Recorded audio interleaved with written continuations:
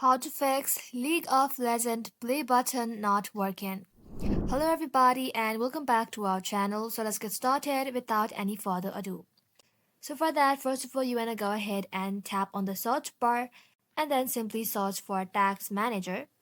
And once you're inside here, go ahead and click on Details and everything should pop up right over here. So go ahead and click on something first and then tap on L in your keyboard and the League client will pop up. So go ahead and tap on leagueclient.exe and then press on End Tasks. And after that, simply press on End Process. So after you do that, simply press R again and then Riot Client is gonna pop up. So go ahead and tap onto it.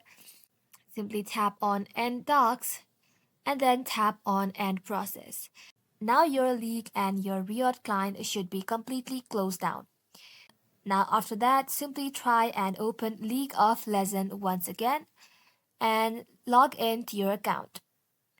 Once you're logged into your account, sometimes this will not work the first time, so you have to do the same step like 3 or 4 times.